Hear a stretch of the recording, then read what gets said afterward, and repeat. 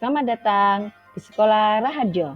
Kali ini, Ibu akan menyampaikan materi tentang sistem pernapasan manusia untuk siswa kelas 5 SD. Salam kenal dengan Ibu Ila. Nah, pada menu kali ini, di sini akan Ibu sampaikan tentang petunjuk, tujuan, materi, dan nanti akan ada kuis yang akan Ibu sharing di Google Classroom.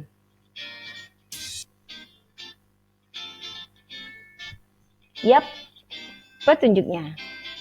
Pertama, sebelum memulai materi, bacalah tujuan pembelajaran terlebih dahulu. Kedua, setelah memasuki menu materi, bacalah materi dengan cermat. Ketiga, setelah membaca materi secara keseluruhan dan mengulanginya lagi, silakan masuk pada menu kuis. Jawablah semua pertanyaan di dalam kuis Classroom dengan cara memilih salah satu jawaban yang menurut kamu benar. Yuhu, jangan lupa diperhatikan petunjuk ini ya. Nah, kali ini tujuan pembelajaran agar kalian dapat 1. Menjelaskan pengertian bernapas. Kedua, menganalisis urutan sistem pernapasan manusia. Ketiga, menjelaskan fungsi organ pernapasan manusia. Keempat, menjelaskan penyakit yang mengganggu sistem pernapasan manusia. Yang kelima, menganalisis cara menjaga organ pernapasan manusia.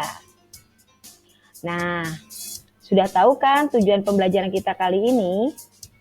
Baiklah, sebelum kita memasuki materi, pernahkah terpikir oleh kalian apa itu bernapas? Yap, bernapas adalah proses masuknya udara yang mengandung oksigen atau O2 ke dalam paru-paru melalui saluran pernapasan dan kemudian dikeluarkan kembali ke udara bebas dalam bentuk karbon dioksida atau CO2. Untuk bisa bernapas dengan baik, manusia memerlukan sistem pernapasan yang tepat. Sistem pernapasan manusia terdiri dari beberapa organ. Yuk kita simak organ-organ yang dimaksud apa saja beserta fungsinya. Organ pernapasan manusia. Perhatikan gambar berikut. Ini adalah organ-organ pernapasan manusia yang ada di dalam tubuh kita. Nah, tahukah kalian apa saja organ-organ tersebut? 1. Rongga hidung. 2. Laring. 3. Trakea. 4. Bronkus. 5. Bronkiolus. 6. Paru-paru. Nah, ini adalah organ pernapasan manusia. Yap, berikutnya. Di dalam paru-paru terjadi pertukaran udara kotor yang mengandung karbon dioksida atau CO2 dengan udara bersih yang mengandung oksigen atau O2. Pertukaran udara ini terjadi di dalam alveolus. Nah, perhatikan gambar dengan lingkaran warna merah. Ini disebut dengan bronkus atau cabang batang tenggorokan yang berfungsi untuk menyambungkan antara trakea dan paru-paru. Gambar berikut dengan lingkaran warna merah adalah bronkiolus yang merupakan percabangan bronkus yang terdapat dalam paru-paru. Jumlah cabang pada bronkiolus sesuai dengan jumlah lobus atau glambir. Pada paru-paru kiri terdapat 2 lobus atau 2 glambir. Dan pada paru-paru kanan terdapat 3 lobus atau 3 glambir. Perhatikan gambar berikut ini. Trakea atau disebut juga dengan batang tenggorokan yang berfungsi untuk membuka dan menutup saluran pernapasan. Nah, bagi kalian yang pernah tersedak makanan atau pada saat minum, berarti trakea sedang tidak berfungsi dengan baik. Untuk mencegahnya, pada saat makan atau minum, sebaiknya kalian tidak berbicara. Perhatikan gambar dengan lingkaran warna merah. Kalian tahu bahwa ini adalah rongga hidung? Nah, rongga hidung merupakan tempat awal masuknya udara. Di dalam rongga hidung terdapat rambut-rambut halus dan lendir yang berfungsi untuk menyaring udara.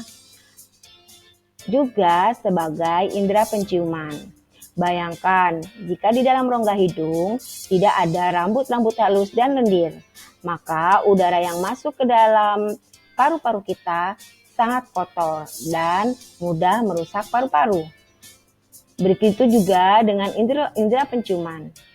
Jika rongga hidung kita tidak berfungsi dengan baik, maka kita tidak akan dapat mencium bau masakan bunda, bukan?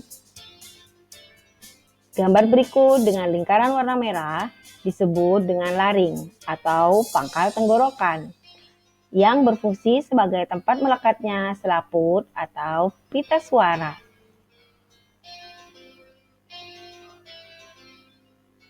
Nah, itu adalah organ-organ pernapasan yang terdapat di tubuh kita. Berikut ini penyakit yang mengganggu sistem pernapasan. Apa saja sih? Yang pertama, TBC atau tuberkulosis.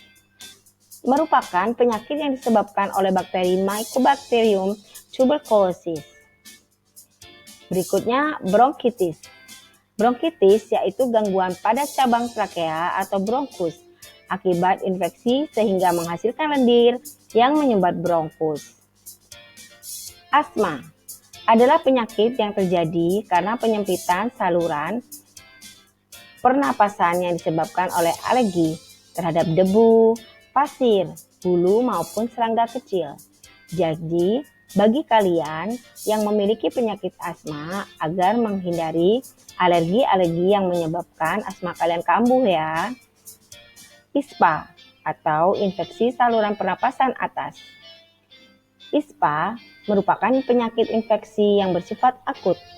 Biasanya melibatkan organ saluran pernapasan, hidung, sinus, faring, atau laring.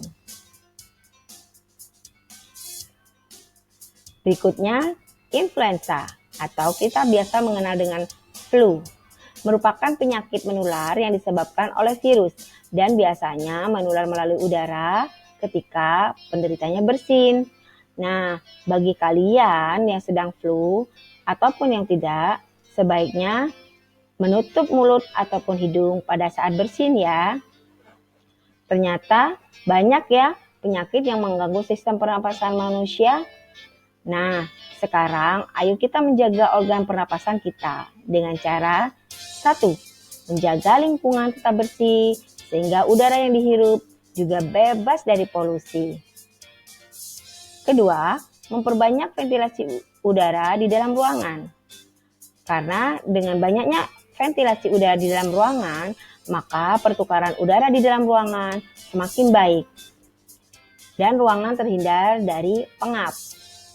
3. Rutin berolahraga untuk melatih paru-paru kita dalam menyerap oksigen. 4. Memperbanyak konsumsi sayur dan buah untuk menangkal radikal bebas. Nah, buat kalian yang tidak suka sayur ataupun buah, yuk kita belajar makan sayur dan buah agar tubuh kita makin sehat ya. 5. Gunakan masker saat bepergian. Nah, terutama pada saat dunia sedang dilanda pandemi COVID-19. Jangan lupa gunakan masker baik saat di luar ataupun di dalam rumah. Keenam, jangan merokok dan jangan mengonsumsi minuman beralkohol ya. Nah, anak-anak, kalian sudah mengenal sistem pernapasan manusia bukan? Mulai dari pengertian bernapas, organ pernapasan manusia serta fungsinya, penyakit yang mengganggu pernapasan manusia, dan cara menjaga organ pernapasan manusia. Yuk kita menyiapkan diri untuk menyelesaikan kuis. Selamat mengerjakan, semangat ya. Buat kalian yang mempunyai pertanyaan, akan dibuka nanti di WA grup kita. Semoga materi ini bermanfaat, menambah pengetahuan kalian tentang sistem pernapasan manusia. Sampai jumpa.